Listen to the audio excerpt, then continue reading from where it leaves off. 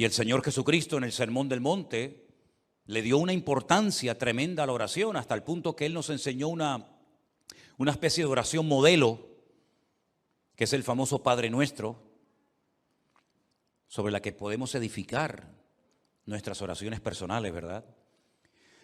¿Qué decir de los salmos? Los salmos son muchas veces oraciones cantadas o simplemente oraciones que se elevaban en momentos de angustia, de desesperación, de persecución, de terror, de enfermedad. Y hay un versículo que dice que la oración eficaz del justo puede mucho. Recuerden esa palabra, eficaz. Algunos citan el versículo, pero se olvidan de esta palabra, que es la clave. Porque el texto no dice que la oración del justo puede mucho. El texto dice, si lo queremos citar como dice la palabra, la oración eficaz del justo puede mucho. Luego nos da a entender la Escritura que hay oraciones que no salen del techo. Oraciones que no son eficaces, porque no reúnen las condiciones, no tienen los ingredientes bíblicos para que sea una oración efectiva y poderosa y que obtenga resultados. Porque no solamente nos alegra saber que nuestro Dios, cuando oramos, nos escucha, nos oye, sino que además nuestro Dios también responde a la oración que hemos hecho.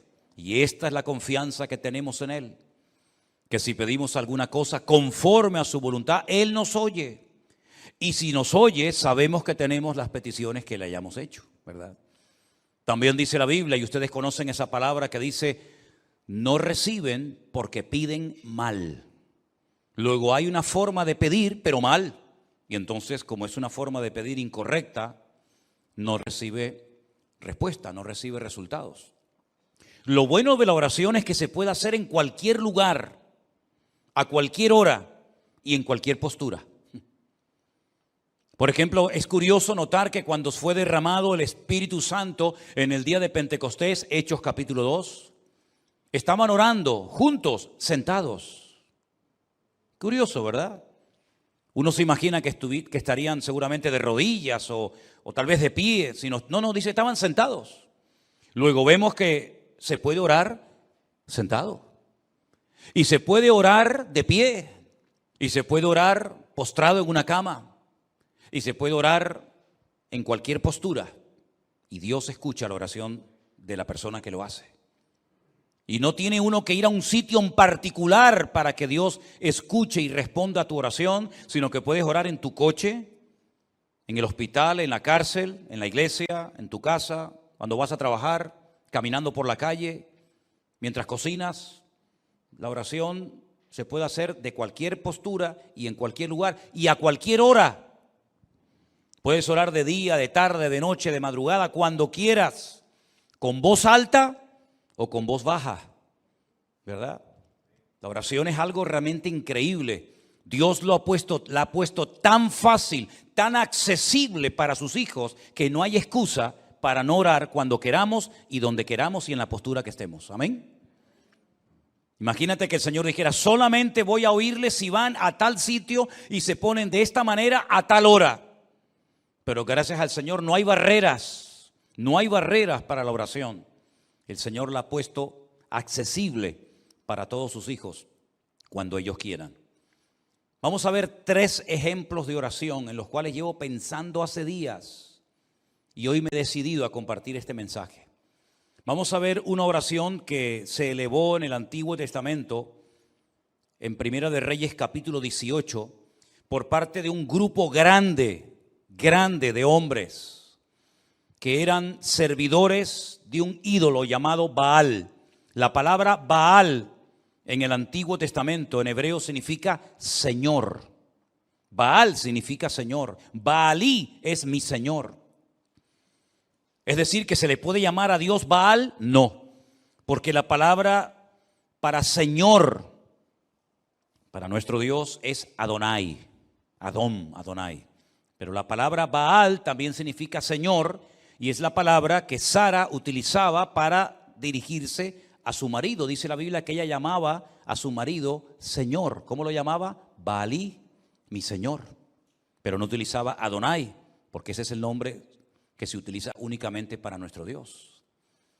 Y estos hombres oraban y hacían una serie de cosas que aparentemente eran muy llamativas, pero no eran oraciones eficaces. No obtuvieron resultado. Es más, hicieron el ridículo, pero ni aún así reconocieron que se estaban equivocando en su forma de orar y a quién dirigían sus oraciones. Primera de Reyes, capítulo 18, encontramos a Elías en una cordillera montañosa al norte de Israel, cerca de la costa, llamada la cordillera o el Monte Carmelo, donde hoy en día hay un mirador muy bonito, al cual me gusta llevar a los hermanos cuando van a visitar a Israel, porque desde una azotea hay una panorámica espectacular. Yo creo que es una de las visiones más hermosas del mundo. Es el Valle de Meguido, donde se va a llevar a cabo la famosa batalla de Armagedón.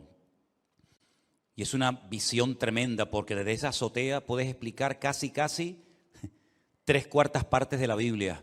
Allí dices, mira, allí se produjo la muerte de Saúl y de sus hijos por mano de los filisteos. En aquel monte fue la transfiguración del Señor Jesucristo cuando se apareció Moisés y Elías. Mira, ¿ves allí? Allí fue donde peleó Débora, Barak, Sísara en la batalla, ¿verdad? Mira, ¿ves aquello? Aquel es el famoso monte Hermón, allá a lo lejos, que menciona el Salmo 133. Y puedes explicar muchas cosas de la Biblia. Y por supuesto cosas que van a ocurrir en el libro del Apocalipsis, según se nos relata.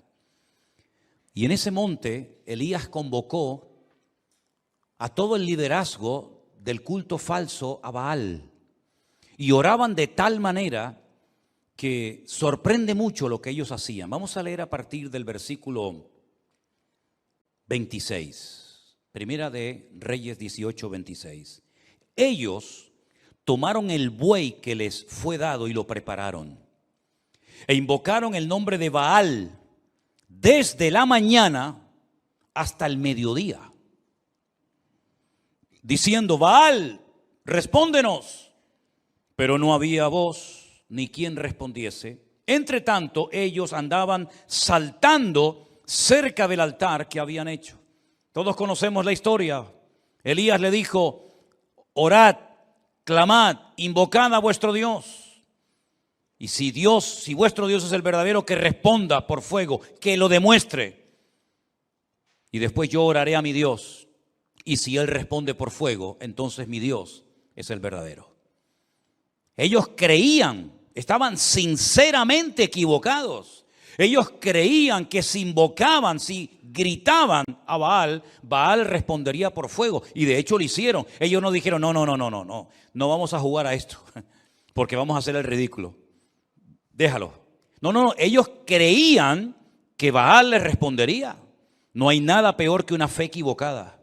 No hay nada peor que una fe puesta donde no se tiene que haber puesto.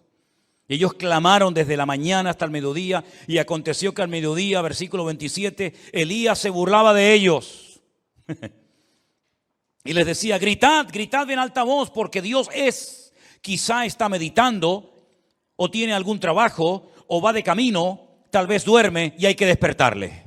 Qué sentido del humor tenía Elías, metiéndose, burlándose con ellos. Pero ellos seguían. Totalmente convencidos de que allí Baal respondería a su oración. Y entonces ellos clamaban a grandes voces, como si levantando el volumen su Dios los iba a escuchar más. Y se sajaban con cuchillos y con lancetas, conforme a su costumbre. Se hacían cortes, se abrían la piel hasta chorrear la sangre sobre ellos. Bueno, vamos a añadirle, a las danzas, vamos a añadirle gritos, vamos a añadirle sangre, a ver si de esa manera sacudimos el trono de Baal y responde. Pasó el mediodía y ellos siguieron gritando frenéticamente hasta la hora de ofrecerse el sacrificio, pero no hubo ninguna voz, ni quien respondiese, ni escuchase. ¿Qué les parece? Ellos estaban totalmente convencidos de que sus gritos, todo lo que hacían, iba a demostrar que el verdadero Dios en Israel era Baal. Pero se equivocaron rotundamente, hicieron el ridículo. Y ese día en aquella cordillera, cuando el Señor respondió a la breve oración, sencilla y corta oración de Elías, que se tarda muy poco en hacerla, Elías aprovechó la oportunidad, la ocasión para demostrarle al pueblo de Israel que el verdadero Dios era el Dios de Abraham, de Isaac y de Jacob. Y los degolló, a todos los degolló en aquel monte. Tremendo, ¿verdad? Dios respondió a la oración de su pueblo. Tenemos una oración muy breve, más que una oración, es como casi una especie de acción de gracias. Y es la que encontramos en el Evangelio de Juan capítulo 11. Cuando Jesús llega a la casa de Marta y de María y se las encuentra destrozadas porque su hermano Lázaro, el único hombre de la casa, ha muerto. Y el presente y el futuro de Marta y de María es terrible. Y no solamente porque tienen miedo, digamos, a su vida económica, sino que además, el Señor les ha fallado según ellas pensaban. Porque lo mandaron a llamar hacía días y no apareció. Ellas que se habían portado tan bien, que habían agasajado tan bien al maestro, que habían abierto su casa para que él comiera con sus discípulos y con toda la gente que siempre venía detrás del Señor. Y el único favor que le piden resulta que no se lo concede. Y cuando el Señor llega tarde, desde el punto de vista de estas hermanas, le dicen: si hubieras estado aquí, nuestro hermano no habría muerto. Ya es tarde, ya no hay nada que hacer. Pero el Señor le dice: el que cree en mí, aunque esté muerto, vivirá. Porque yo soy la resurrección y la vida. Y tu hermano resucitará. Cuando llegan al cementerio, el Señor dice en el verso 39, quitad la piedra. Quitad la piedra. Marta, la hermana del que había muerto, le dijo: Señor, hiede ya, porque es de 4 días. Jesús le dijo: ¿no te he dicho que si crees verás la gloria de Dios? Entonces quitaron la piedra donde había sido puesto el muerto, y Jesús, alzando los ojos a lo alto, dijo: ¿cuánto se tarda en repetir, en hacer esta oración? Padre, gracias te doy por haberme oído. Nada. Aquellos estuvieron gritando desde la mañana hasta el mediodía. Hicieron el ridículo. Jesús dice: Padre, gracias te doy por haberme oído. Yo sabía que siempre me oyes, lo sabía, pero lo dije por causa de la multitud que está alrededor, para que crean que tú me has enviado. Y habiendo dicho esto, clamó a gran voz y dijo: Lázaro, sal fuera. Y el que había muerto salió atadas las manos y los pies con vendas y el rostro envuelto en un sudario. Y Jesús dijo: desatadle y dejadle ir. Sin espavientos, sin show, sin crear un espectáculo que podía haberlo hecho, de la forma más sencilla, simplemente dando gracias al Padre, un muerto que hacía 4 días que estaba allí dentro metido, salió caminando, saltando por su propio pie. Algo tienen estas 2 oraciones que hemos visto, que es lo que podríamos llamar o clasificar como oraciones eficaces. Los otros no obtuvieron resultados. Los otros perdieron el tiempo. Elías con una breve oración y Jesús simplemente dando gracias obtuvo más que 450 hombres haciéndose daño, gritando como locos y haciendo un espectáculo que fue un auténtico ridículo y que no sirvió absolutamente para nada. Pero una de las oraciones que más me ha llamado a mí la atención es la que hace una mujer. Una mujer que lo lleva pasando muy mal hace años. Y yo he estado esta semana leyendo y estudiando palabra por palabra. Lo he leído en español, lo he leído en hebreo. He consultado 4, 5, 6 o 7 versiones diferentes y he disfrutado muchísimo de la oración de Ana en 1 Samuel capítulo 1. Vamos a leer esta historia, por favor.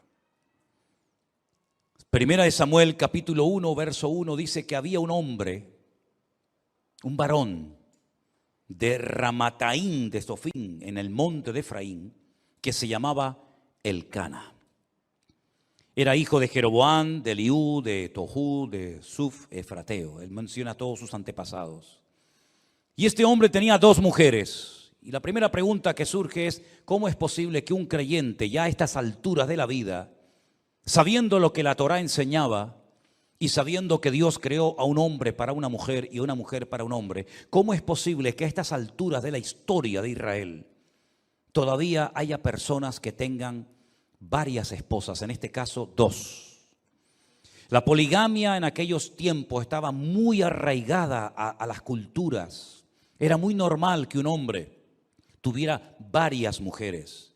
Incluso Elcana, que era un adorador del Dios vivo y verdadero, no se conformaba con una, sino con 2.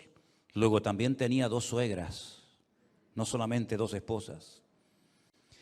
El nombre de una era Ana y el nombre de la otra Penina.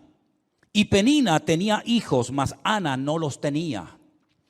Ahora, había una costumbre que cuando un hombre tenía varias esposas, a una la tenía única y exclusivamente para presumir de lo hermosa que era, y a las otras las tenía para parir hijos, para que de esta manera, digamos, que se pudiera conservar mejor físicamente. Pero también en la cultura de la época, una mujer estéril, una mujer que no podía dar a luz hijos, en aquella época, se consideraba una maldición, porque Dios es el dador de la vida y es el que impide, o el que ellos creían que impedía, que una mujer fuera estéril. Pero Ana, como buena creyente que era, sabía que en el pasado mujeres estériles como ella habían sido sanadas milagrosamente por el poder de Dios. Y la primera mujer que seguramente Ana tenía en su mente era la matriarca Sara, la esposa del patriarca Abraham, que siendo estéril y de avanzada edad, el Señor la visitó y tuvo a un hijo llamado Risa o Isaac. Y no solamente ella pensaba en Sara, sino después pensaba seguramente también en la esposa con la que se casó Isaac, que por cierto también fue estéril, Rebeca. Pero el Señor, dice la Biblia, que la sanó cuando su marido oró por ella. Y después quedó embarazada de 2 hijos, gemelos, Jacob y Esaú. Y curiosamente, la tercera generación, Raquel, también es una mujer estéril, pero era la mujer que Jacob amaba con toda su alma y con todo su corazón. Y Dios la sanó y tuvo 2 hijos de ella, José y Benjamín, y murió en el parto de uno de ellos. Así que ella sabía perfectamente que si Dios quería, la podía sanar, como sanó a estas 3 mujeres y como sanó a la madre de Sansón y probablemente alguna otra mujer que ni siquiera menciona en la Biblia. Ahora, lo interesante de la historia es que todos los años, versículo 3, aquel varón, es decir, Elcana, subía de su ciudad para adorar y ofrecer sacrificios al Señor de los ejércitos en Shilo. En aquel tiempo el tabernáculo estaba en aquel lugar llamado Shilo, donde estuvo muchísimos años. Y allí había los hijos de Elí, que era el sacerdote de la época, hijos que se llamaban Ofni y Fines, o Pinjas, como se dice en hebreo, que eran sacerdotes de Dios. Cuando llegaba el día en el que Elcana ofrecía el sacrificio, le daba a Penina su mujer y a todos sus hijos y a todas sus hijas, a cada uno su parte. Pero a Ana, aunque Jehová no le había dado, a Ana le daba una parte escogida porque amaba a Ana, aunque el Señor no le había concebido tener hijos. Y su rival, Penina, escuchen, la irritaba, la enojaba y la entristecía, porque el Señor no le había concedido tener hijos. Todos los años la misma historia. Todos los años, cada vez que se trasladaban de su ciudad a Shilo para adorar al Señor y presentar los sacrificios correspondientes, porque todavía no existía el templo de Jerusalén, todos los años la misma historia. La otra se reía, enfadaba, se burlaba, pinchaba, irritaba a Ana. Todos los años la misma canción. ¿Cuántos años estuvo así? No lo sabemos. Pero dice que lo hacía cada año cuando subían a la casa de Dios, la irritaba así, por lo cual Ana lloraba y no comía. Alguien diría hoy en día que estaba en depresión. Todo el día llorando y sin ganas de comer, depresión seguro.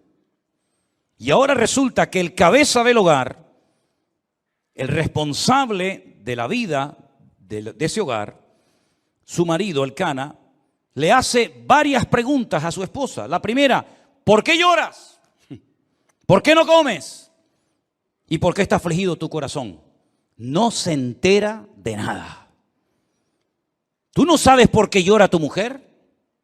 ¿Tú no sabes por qué está sin ganas de comer? ¿Tú no sabes por qué lo pasa mal? Como si fuera algo imposible de conocer. Si es un secreto a voces. Tu mujer lo está pasando mal y tú no haces nada para ayudarla. Tú no oras por ella. Dice la Biblia que Isaac oró por su mujer y Dios la sanó. Pero Elcana tiene un problemón en la familia, en el hogar, y no sabe cómo resolverlo. Y no hay nada peor que un hombre en una casa ciego y sordo espiritualmente hablando, que no sabe cómo resolver los problemas espirituales de su hogar, que no sabe cómo actuar como un hijo de Dios, y que lo único que sabe es ¿por qué? ¿Qué te pasa? ¿Por qué estás todo el día llorando? ¿Por qué no quieres comer? Dice, ¿por qué está afligido tu corazón? ¿No soy yo mejor que 10 hijos? Pues no, sinceramente no. Tú no eres mejor que 10 hijos. Todos los años la misma situación. Una mujer creyente que lo está pasando mal, que tiene un marido que es un cero a la izquierda, que no se entera de nada y que encima venga a preguntar y venga a preguntar y venga a preguntar, pero no hace absolutamente nada para cambiar la situación. Pero el verso 9, algo pasó en la vida de esta mujer que lo cambió todo. Dice, se levantó Ana. Dijo, basta, ya no aguanto más.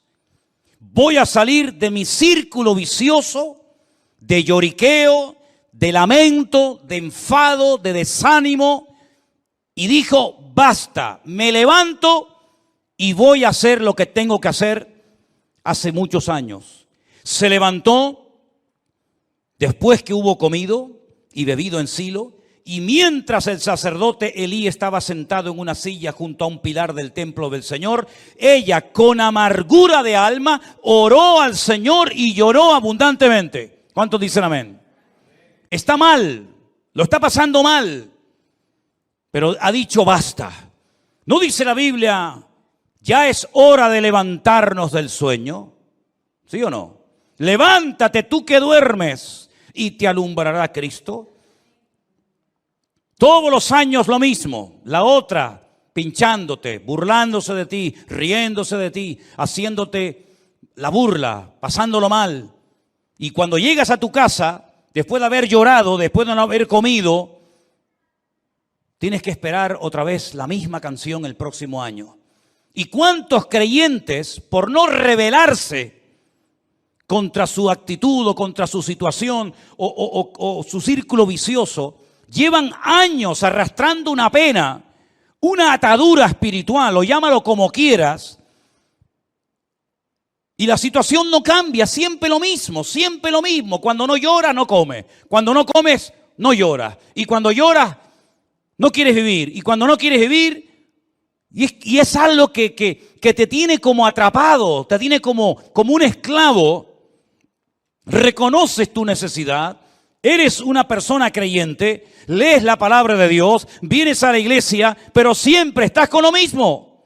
Y Ana dice que se levantó, y ese se levantó indica, basta ya, estoy harta de esto. No voy a seguir toda la vida llorando y lamentándome porque no he sacado nada y se me está yendo la vida.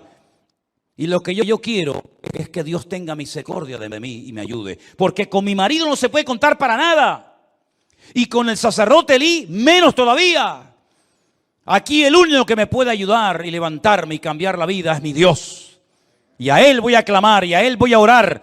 y voy a deshogarme delante del Señor. Y si Dios no me responde, pues por lo menos lo intenté. La historia sigue diciéndonos que hizo un voto. Hizo un voto, una promesa. Le dijo a Dios, Dios de los ejércitos, si tú te dignares mirar a la aflicción de tu sierva y te acordares de mí y no te olvidares de tu sierva, sino que me dieres un hijo varón, yo lo dedicaré al Señor todos los días de su vida y no pasará navaja sobre su cabeza. Ese era un voto de nazareo, una persona consagrada solamente para el Señor. Mientras ella oraba largamente delante del Señor, Elí la estaba observando y veía que se le movía la boca. Pero Ana hablaba en su corazón. Solamente se movían sus labios y su voz no se oía. Y Elí la tuvo por ebria. Tiene menos discernimiento que un mosquito este hombre. Si el marido era un inútil, con el cual no se podía contar para nada, con Elí menos todavía. Porque supuestamente este es el hombre de Dios. Supuestamente este es el sacerdote. Supuestamente este es el varón de Dios que está ahí para ayudar a la gente. Peor todavía. Piensa que está ebria. Piensa que está borracha. No grita frenéticamente como aquellos en el Monte Carmelo. No está haciendo allí un show y un espectáculo que no sirvió para nada, sino que está orando una oración poderosa, pero que nadie oyó. Porque dice que movía su boca, pero donde ella hablaba era con su corazón delante del Señor. Luego aquí hay un secreto, que no hay que pegar voces para que Dios te oiga. Porque Dios no está sordo. A los sordos hay que hablarle fuerte, porque si no los pobrecitos no te oyen. Pero a nuestro Dios no le grites, porque a Dios no se le grita. A Dios se le habla con respeto. Y Dios escucha la oración, aunque apenas se oiga. Y aunque a esta pobre mujer la tengan por ebria. Entonces ella le dijo, versículo 14, entonces le dijo Elí, ¿hasta cuándo estarás ebria? Digiere tu vino. Y Ana le respondió diciendo, no, Señor mío, yo no soy una mujer, yo soy una mujer atribulada de espíritu. Fíjate en la condición que está orando, está amargada, está atribulada, está hecha polvo, está depresiva, está amargada, está mal, pero ora. Que nada te impida orar al Señor, que tu pena, tu tragedia, tu dolor, tu herida, que no te impidan elevar tu oración a Dios. Porque desde la angustia invoqué al Eterno y el Eterno me respondió, dice la Biblia. Aleluya. Dice, no he bebido vino ni sidra, sino que he derramado mi alma delante del Señor. ¿Cuántos dicen amén? Gloria a Dios. Ahí está la clave. Ahí está el secreto. Derramó su alma delante del Señor. No tengas a tu sierva por una mujer impía, porque por la multitud de mis congojas y de mi aflicción he hablado hasta ahora. Ahora, a mí me llamó la atención el término que ella utiliza. Miren que he leído versiones, y en ninguna versión, por lo menos en español, dice o se traduce lo que dice en el texto hebreo. Aquí dice, no tengas a tu sierva por una mujer impía. En otras versiones he leído por mujer mala, en otras versiones mujer pecadora, en otras mujer perversa, pero en ninguna se ha traducido lo que dice en el texto original, que dice, no tengas a tu sierva por una bat Belial. La palabra bat en hebreo significa hija.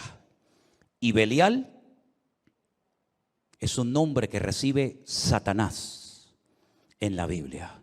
¿Dónde lo encontramos en el Nuevo Testamento?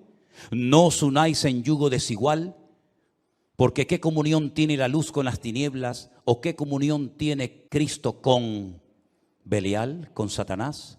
Ella está diciendo, yo no soy una hija de Satanás. Aquí lo han traducido por mujer impía, pero realmente dice, yo no soy una hija de Satanás. Y entonces él le responde, ve en paz y el Dios de Israel te otorgue la petición que has hecho. Aquí hay algo muy interesante que tengo que parar un momentito para explicarlo. Ella dice, yo no soy una Bat Belial, yo no soy una hija de Satanás. Pero pasa en la página y en el capítulo 3, capítulo 2, versículo 12, 2, versículo 12, los hijos de Elí eran hombres impíos. Benei Belial. Tus hijos sí que son hijos de Satanás, pero yo no soy una hija de Satanás. Aquí le manda un mensaje subliminal al sacerdote diciendo: tú a mí me confundes, tú a mí me tomas por una hija de Satanás. Los hijos de Satanás son tus hijos, que lo dice aquí en el capítulo 2, versículo 12. Los hijos de Eli eran hijos de Satanás y no tenían conocimiento del Señor. Me impactó mucho, por lo menos a mí, mientras estudiaba y preparaba este mensaje para el día de hoy. En el peor momento de la historia de Israel, cuando hay una corrupción moral y espiritual sin precedentes, esta mujer se pone en pie y dice: basta. Cuando el sacerdocio es un desastre, incluso dice la Biblia que había en aquella época, en aquella generación, falta de conocimiento del Señor y escaseaba la palabra, dice otro texto.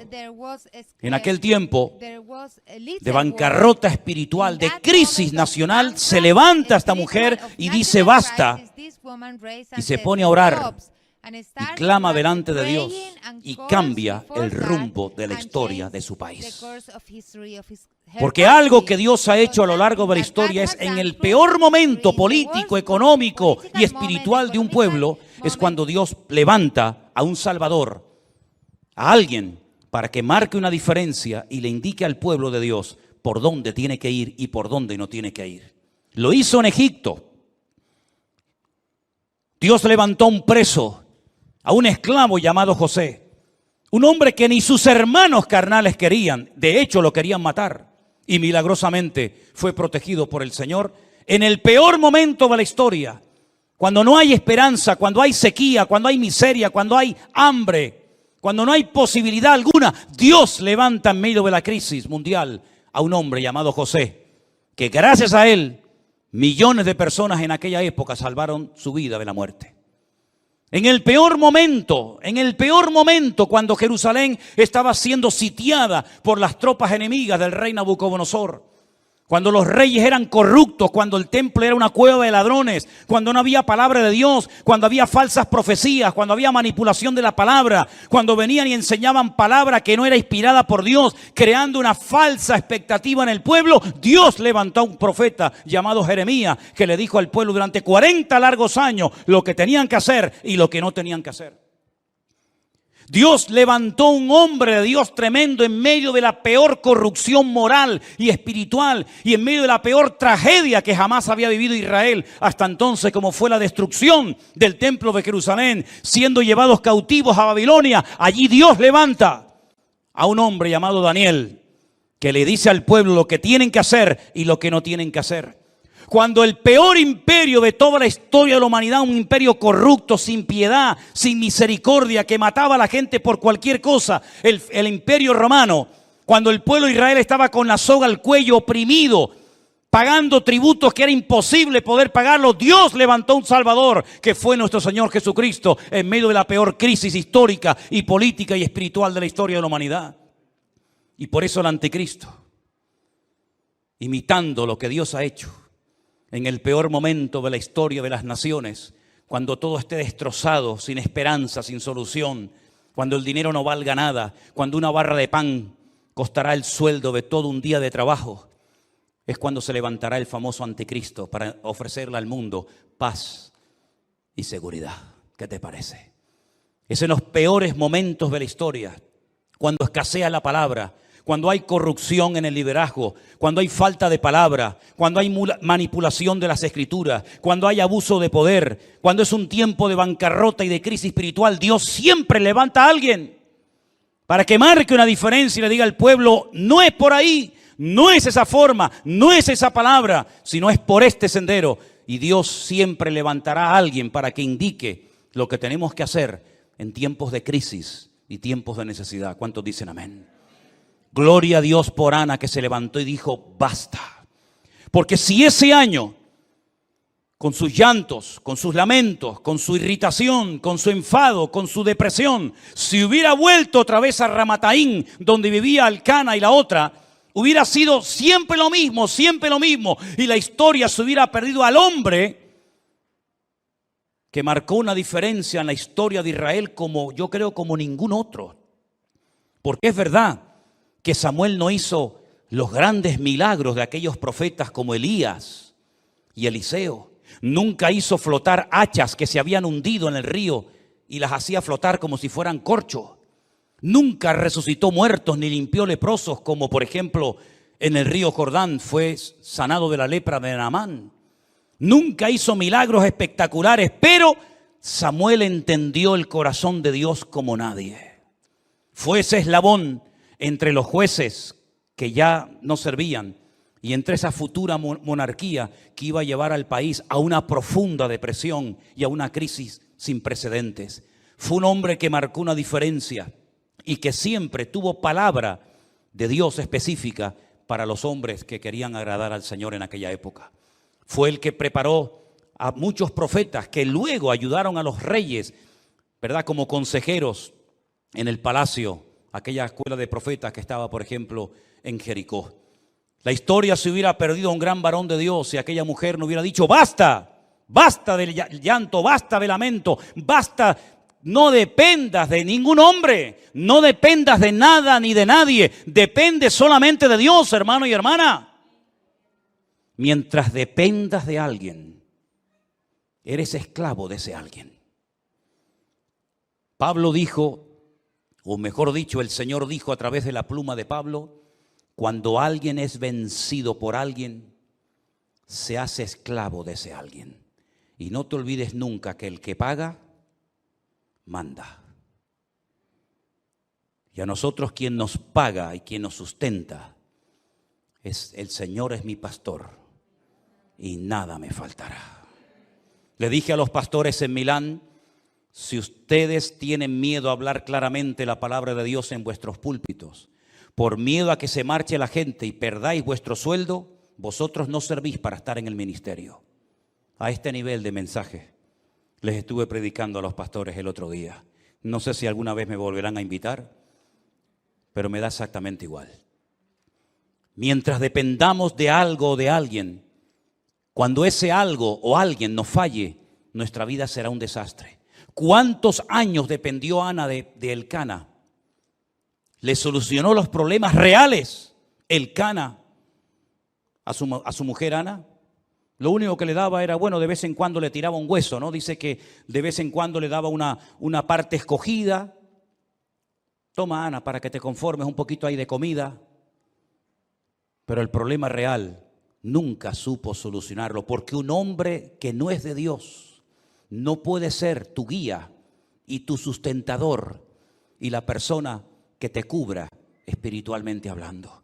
Elcana era un religioso que iba todos los años a Shilo a adorar a Dios, pero nunca supo solucionar el problema que tenía en su casa, que era una mujer deprimida. ¿Y por qué no supo solucionarlo? Porque las personas que no tienen una íntima comunión con Dios son ciegos, son torpes y no saben cómo resolver algo porque no tienen las herramientas espirituales para poder solucionarlo.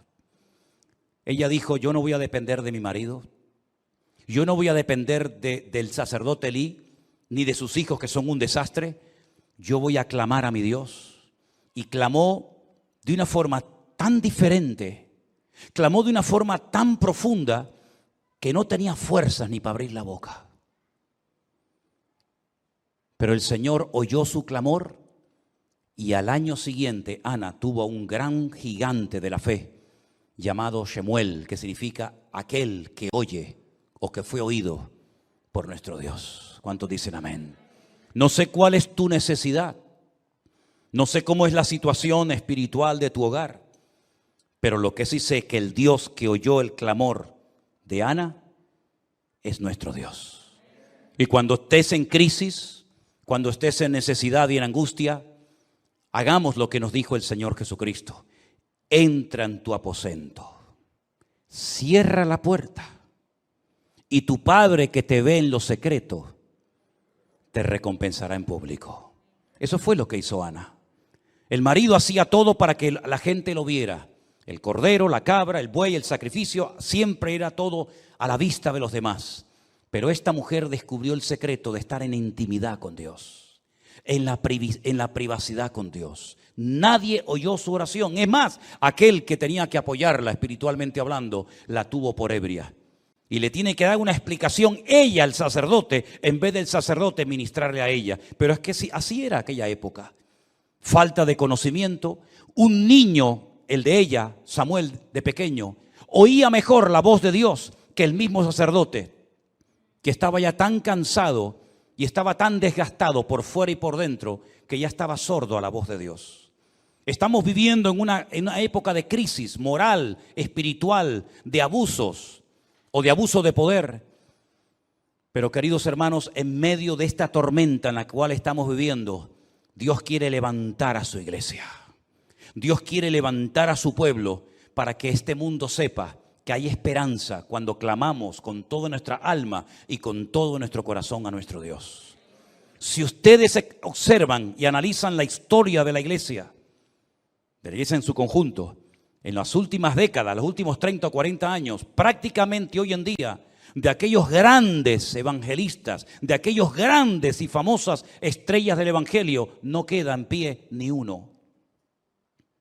Y es que estamos viviendo en una época en la que Dios a quien quiere levantar es a su iglesia. Y que su iglesia a su vez levante su nombre ante la presencia del Señor. Ese es el objetivo que tiene que tener el Señor con nosotros. Encontrar Anas, encontrar hombres y mujeres que sepan clamar. Y ya les he dicho que para clamar a Dios no hace falta hacer show, ni espectáculo, ni levantar la voz a grito como si Dios fuera sordo, sino simplemente, como dice aquí, estoy derramando mi alma delante del Señor. Estoy desahogándome en la presencia de mi Dios. Y aunque tú no me entiendas, aunque mi marido no me haga caso, aunque tú te rías de mí, aunque creas que estoy borracha, aunque la otra se meta conmigo, me da igual. Ella salió de su círculo vicioso y puso su mirada única y exclusivamente en Dios. Y dice la Biblia: si habéis resucitado con Cristo, poned la mira en las cosas de arriba, no en las de la tierra, porque allí es donde está la respuesta a todas nuestras necesidades y peticiones en el nombre del Señor. ¿Cuántos dicen amén? Cierra tus ojos en esta noche ahí donde estás, mi querido hermano. Es tiempo de levantarnos y actuar. Es tiempo de rebelarnos en contra de toda opresión diabólica. Es tiempo de cambios. Es tiempo de que la iglesia se levante como el gigante de Dios en la tierra